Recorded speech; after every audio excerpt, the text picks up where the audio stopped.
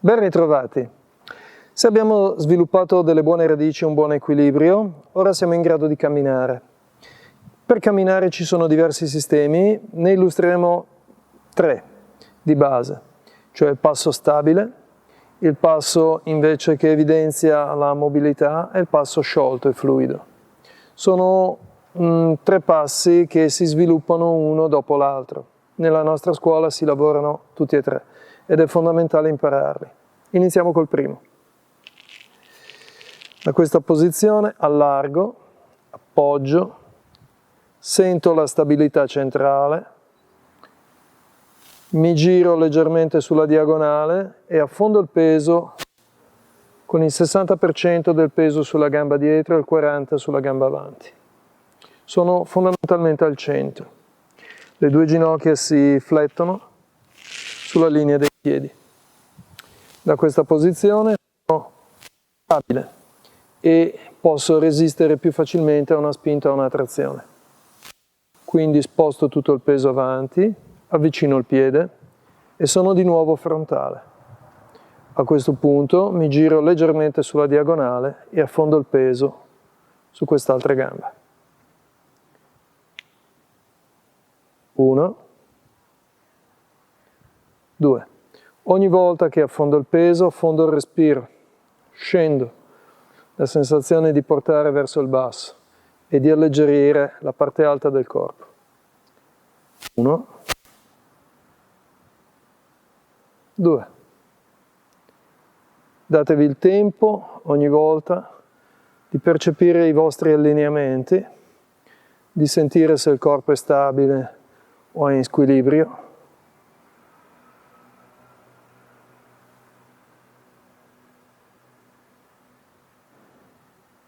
Tenete le ginocchia vicine e le caviglie vicine.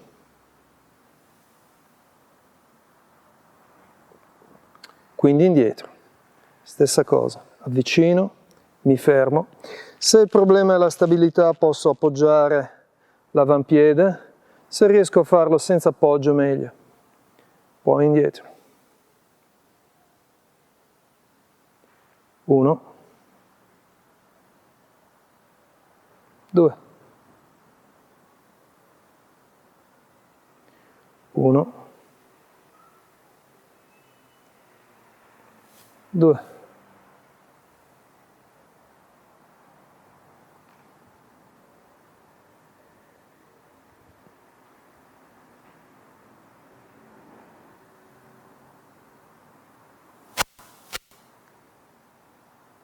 'Bene. Questo è il primo tipo di spostamento. Il peso è sempre centrale, le ginocchia sono entrambe flesse, quindi è come sedersi per fare un mezzo squat. L'idea con i piedi paralleli è questa, sedersi in questo modo, affondare il peso, tenere la stabilità, muovere poco le ginocchia, ma affondare il bacino. Proviamo adesso il secondo sistema. Passo dove spostiamo il peso da dietro in avanti. Questo tipo di passo sviluppa la mobilità, è sempre un Sanjiao-Pu, cioè un passo triangolare, ma cambia l'idea di fondo.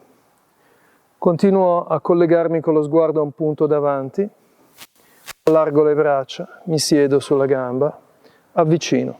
Qui la punta del piede può appoggiarsi. Poi sposto il piede, ma non sposto il peso. Quindi sposto il peso. Quando il peso è tutto davanti al corpo, non si muove, posso avvicinare il piede. Muovo la gamba, non muovo il peso. Muovo la gamba, non muovo il peso. Muovo il peso. Sposto il peso avanti e le gambe sono sempre in appoggio. Quindi quando mi muovo con le gambe, non muovo il tronco. Quando muovo il tronco, non mi muovo con le gambe. Qui c'è un leggero avvitamento del corpo, quindi se avvito le anche in un senso, avvito il collo in senso contrario, per mantenere il mio punto di riferimento. All'indietro è la stessa cosa, porto tutto il peso dietro, arrivo a sentire che il tallone si rende leggero, si solleva, è come avere un elastico dentro il corpo che sto tirando, avvicino il piede, il tallone è a metà del piede, allontano il piede è parallelo al suolo, vado indietro.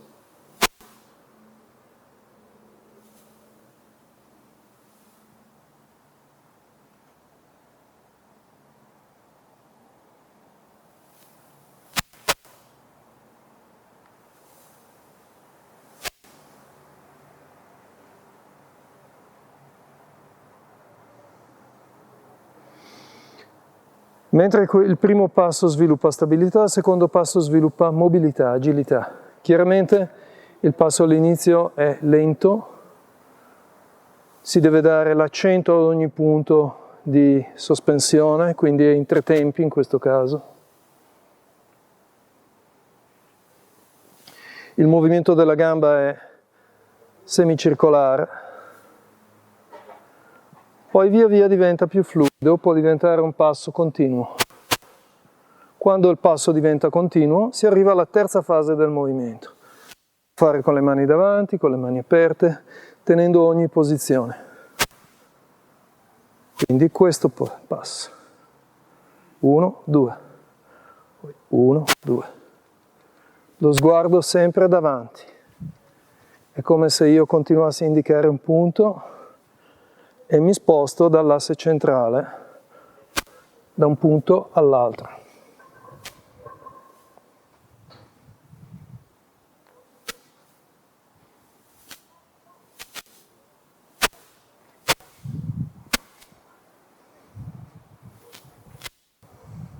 Per chi pratica Xing Chuan, questo tipo di passo è alla base per fare il movimento del gallo.